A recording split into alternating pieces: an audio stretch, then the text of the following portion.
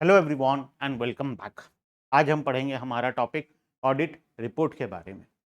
हाँ, अगर तुम सिलेबस वाइज जाओगे तो इससे पहले दो तीन टॉपिक छोटा छोटा है, जैसे कि audit of educational institute, audit of insurance companies, ऐसे दो तीन छोटे मोटे टॉपिक बाकी है, कोऑपरेटिव सोसाइटीज।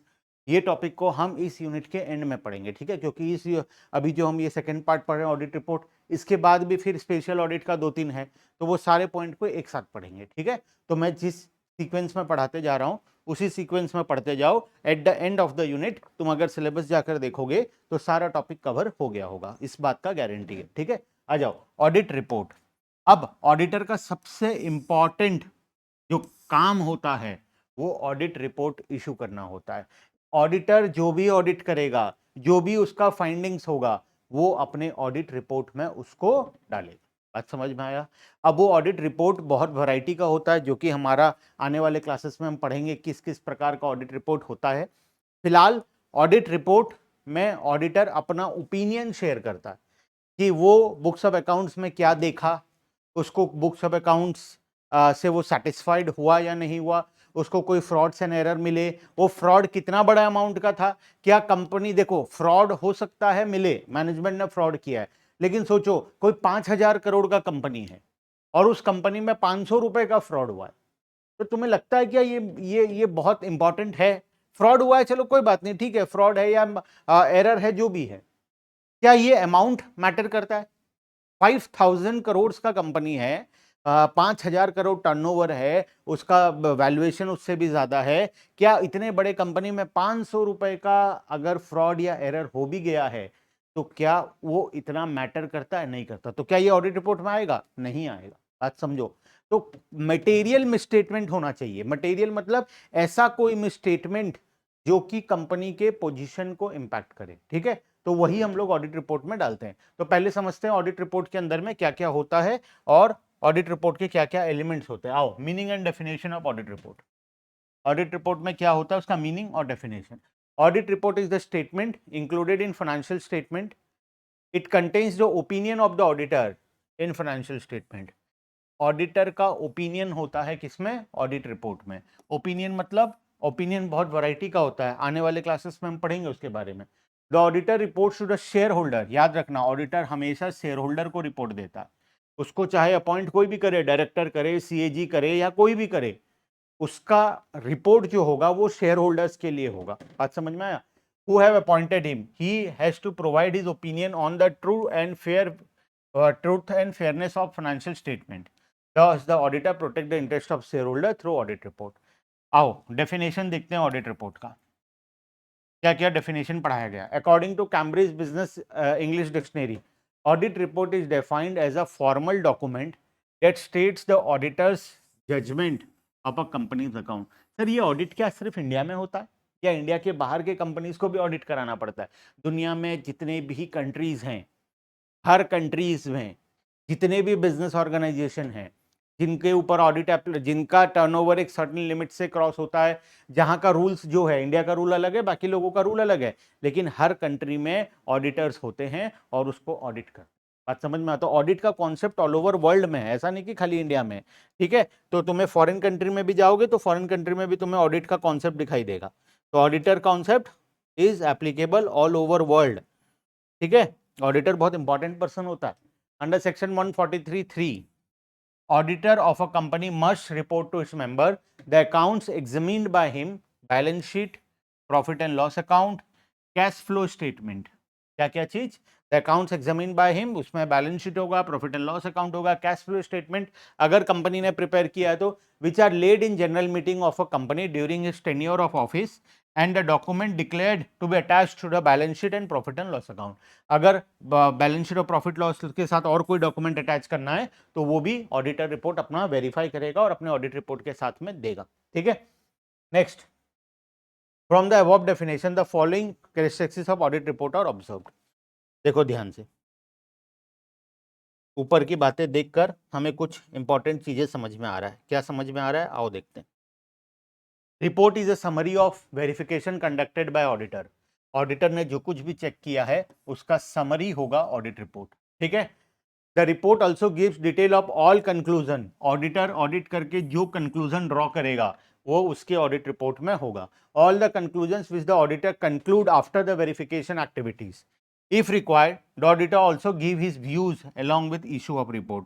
ऑडिटर अपना व्यू भी शेयर करेगा ऑडिट रिपोर्ट में. अगर उसको नेसेसरी लगता है कि मुझे कोई पॉइंट शेयर होल्डर को एक्सप्लेन करना है, मुझे कुछ बातें हैं जो शेयर होल्डर तक पहुंचानी है, मेरा कोई पर्सनल व्यू पॉइंट है, तो वो भी मैं अपने ऑडिट रिपोर्ट में इंक्लूड कर सकता हूं. The report has to be signed by the auditor. बिना साइन किया हुआ कोई भी चीज वैलिड नहीं होता, तो ऑडिटर का साइन होना चाहिए. Concrete and precise information is received from the report.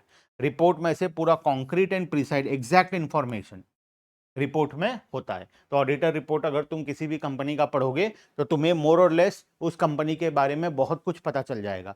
जब भी हम शेयर मार्केट में किसी कंपनी के शेयर्स को खरीदते हैं, उससे पहले हम उसके ऑडिट रिपोर्ट को जाकर एक्सेस करते हैं और उस ऑडिट रिपोर्ट से पहले इंफॉर्मेशन चेक करते हैं कि कंपनी का क्या हालत है क्या नहीं. उसके बाद ही हम उस कंपनी में इन्वेस्ट करने का डिसीजन लेते हैं. ठीक है. Next, importance of audit report. एक इंपॉर्टेंट टॉपिक है ऑडिट रिपोर्ट के साथ ही है what do you mean by audit report and what are the importance of audit report. एक लॉन्ग क्वेश्चन एग्जाम में आया हुआ है पहले भी. ठीक है, तो इसी हिसाब से तुम्हें पढ़ना है इंपॉर्टेंस ऑफ ऑडिट रिपोर्ट. आओ पढ़ते हैं इंपॉर्टेंस ऑफ ऑडिट रिपोर्ट. देखो, audit report is important for all those persons and parties which are related to the organisation. जो ऑर्गेनाइजेशन से रिलेटेड है उन सभी के लिए होता है. The audit report gives a time picture of the state of organization. The main parties which benefit from the audit reports are investor. जो लोगों ने पैसा लगाया है वो ऑडिट रिपोर्ट को जरूर से पढ़ते हैं. तुम किसी कंपनी में पैसा लगाओगे तो तुम्हें पहले पता होना चाहिए ना उसका बैलेंस शीट में क्या है, प्रॉफिट एंड लॉस अकाउंट में क्या है, उसका ऑडिटर क्या चेक किया, उसका व्यू पॉइंट क्या है, तो वो सारी चीजें उसमें रहती है. It is a human nature that while making an investment the investor wants maximum safety and return for his investment. The audit report helps in increasing his confidence of the investor in the organization, and it also on the basis of audit report only that the investor decides to invest in a organization. तो तुम्हें अगर किसी company में invest करना है तो सबसे पहला काम है जाकर उसका ऑडिट रिपोर्ट पढ़ो, तब जाकर तुम्हें बहुत सारी चीजें पता चलेगी. नेक्स्ट, ऑडिट रिपोर्ट से शेयर होल्डर को क्या बेनिफिट होता है. देखो, कंपनी चला रहा है मैनेजमेंट, पैसा लगाया है शेयर होल्डर, तो मैनेजमेंट की करतूतें ऑडिट रिपोर्ट में होगी, तो उससे ऑब्वियस सा बात है शेयर होल्डर को बेनिफिट होगा. ठीक है. देखो, shareholder are actual owner of the company but they are usually very far from the place of business. क्योंकि उसको चला कौन रहा है, उसको चला डायरेक्टर्स रहे हैं. ठीक है. They are large in numbers, बहुत सारे शेयर होल्डर्स होते हैं. As a result they can not directly take part in the management of the company. इसीलिए वो लोग कंपनी को नहीं चला पाते. तो कंपनी को चलाता कौन है, director. The audit report gives the shareholder information about completeness of the ledger and accounts, their accuracy. Audit report से शेयरहोल्डर को क्या पता चलेगा कि उनका जो कंपनी है जिसमें उन्होंने पैसा लगाया है, जिसमें उन्होंने इन्वेस्ट किया है, उसका बुक्स ऑफ अकाउंट्स कंप्लीट है या नहीं है, एक्यूरेट है या नहीं है, adhere to all the correct principle, सारे रूल्स एंड रेगुलेशंस को फॉलो कर रहा है या नहीं कर रहा है. Information about propriety of its item disclose in the balance sheet. Balance sheet में जो चीजें दी गई है वो सही है या नहीं है. प्रॉफिट एंड लॉस अकाउंट में सही प्रॉफिट दिखाया जा रहा है या नहीं दिखाया जा रहा है. ये सारी चीजों के बारे में शेयर होल्डर को पता चलेगा.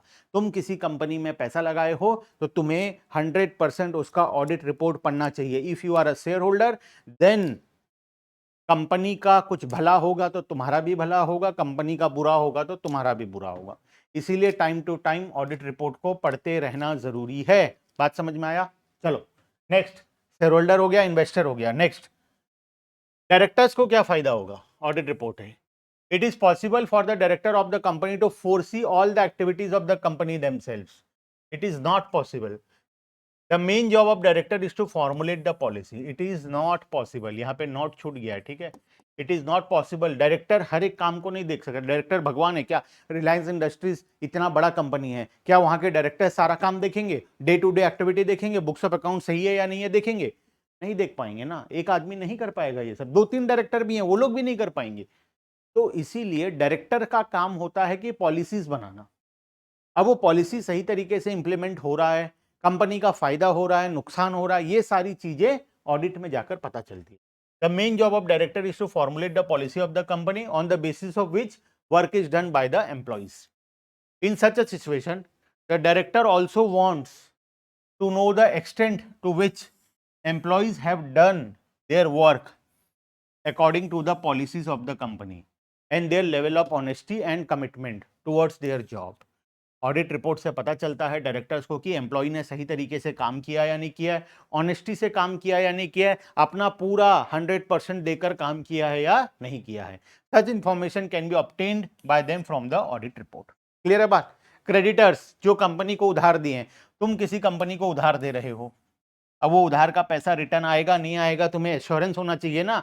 वो एश्योरेंस तुम्हें पता चलेगा ऑडिट रिपोर्ट से. ऑडिट रिपोर्ट देखकर तुम्हें कंपनी का फाइनेंशियल पोजीशन पता चल जाएगा. अगर ऑडिट रिपोर्ट में फाइनेंशियल पोजीशन स्ट्रांग है, मतलब मैक्सिमम चांसेस है कि तुम्हारा पैसा नहीं डूबेगा. लेकिन ऑडिट रिपोर्ट से ही पता चल रहा है कि कंपनी तो दिवालिया होने वाला है, तो वैसे कंपनी को तुम कभी भी उधार नहीं दोगे. बात समझे. तो ऑडिट रिपोर्ट, जब भी तुम किसी कंपनी को उधार दोगे, पहले उसका ऑडिट रिपोर्ट चेक करो कि वो कंपनी सही तरीके से काम कर रहा है या नहीं कर रहा है, उसका ऑडिटर क्या बोल रहा है, कंपनी में क्या है क्या नहीं है, वो सारी चीजों को 100% चेक करना जरूरी है. बात समझ में आया.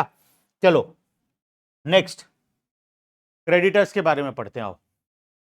The creditor of any organisation are always eager to find about their financial position of the company, whether their money is safe और नॉट. उनको डर है उनका पैसा सेफ है या नहीं है.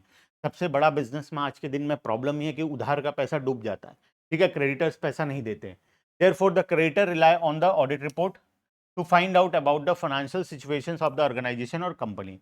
They can find out from the audit report if the money is safe and whether the organization is in a position to return it or not. अगर पोजीशन में होगा तभी उसको उधार मिलेगा, पोजीशन में नहीं होगा तब भी. देखो, इसका मतलब ये नहीं है कि ऑडिट रिपोर्ट अगर स्ट्रांग है इसका मतलब पैसा का गारंटी है. गारंटी किसी भी चीज का नहीं है. ठीक है, गारंटी किसी भी चीज का नहीं है. लेकिन मेजॉरिटी ऑफ द केसेस में अगर फाइनेंशियल पोजीशन स्ट्रांग है, इसका मतलब क्रेडिटर का पैसा नॉर्मली नहीं डूबता है. लेकिन अगर फाइनेंशियल पोजीशन वीक है कंपनी का, तो वैसे कंपनीज को तुम उधार देने से बचो. ठीक है. Next, government. गवर्नमेंट को क्या फायदा होगा ऑडिट रिपोर्ट का, बताओ. बिजनेस का ग्रोथ ही तो गवर्नमेंट का ग्रोथ है. बिजनेस अगर स्ट्रांग है इसका मतलब गवर्नमेंट स्ट्रांग है. सारा कुछ इंडिया में डिपेंड करता है बिजनेस ऑर्गेनाइजेशंस के ऊपर. ठीक है. Business and government have direct relationship. The growth of business, industry, finance plays an important role in the growth of the company. Country के ग्रोथ में बिजनेस का ग्रोथ छुपा हुआ है, या बिजनेस के ग्रोथ में कंट्री का ग्रोथ छुपा हुआ है. बात समझे. तो both are interrelated to each other. The government also invest its fund in government companies. The government also give loans and financial assistance to other business and industries.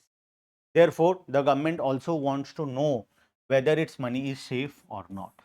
कभी कभार government भी पैसा देता है और गवर्नमेंट को भी जानना उसका पैसा सेफ है या नहीं है. कुछ information can be obtain from the audit. Clear है बात. नेक्स्ट और आखिरी पॉइंट आज के लिए, टैक्सेशन ऑफिसर. जीएसटी वाले, इनकम टैक्स वाले, उनको भी तो जानना है तुमने क्या घपलाबाजी किया है. उनको भी तो तुम्हारे टर्नओवर के बारे में, तुमने कितना इनपुट टैक्स क्रेडिट लिया है, कितना इनकम टैक्स दिया है, ये सारी चीजें जाननी है. वो सब इन्फॉर्मेशन कहाँ से मिलेगा, ऑडिट रिपोर्ट से मिलेगा. ठीक है. Various officer such as income tax officer, sales tax officer, excise officer also rely on audited accounts and take a decision on the basis of report without doing much verification. This helps them in increasing the tax amount. Such tax is an important source of revenue for the government. Therefore, audit report is also very important for the government. Tax officers also, directors also, shareholders also, creditors also, investors also, सभी के लिए audit report बहुत important होता है. तो सोचो auditor का क्या इज्जत होगा कंपनी में, क्योंकि उसके रिपोर्ट के ऊपर investor, share holder, creditor, government, और उसके बाद कौन था कि टैक्स ऑफिसर, और कौन था कि ये सारी चीजें डिपेंड करती है. समझ में आया बात. चलो, तो आज के लिए इतना ही. नेक्स्ट क्लास में हम एलिमेंट्स ऑफ ऑडिट रिपोर्ट पढ़ेंगे. ऑडिट रिपोर्ट के अंदर क्या क्या होना चाहिए, व्हाट आर द पॉइंट्स जो ऑडिट रिपोर्ट में होना चाहिए, क्या क्या है वो पढ़ेंगे. उसके बाद हम टाइप्स ऑफ ऑडिट रिपोर्ट के अंदर में चलेंगे. ठीक है. चलो, बाय बाय.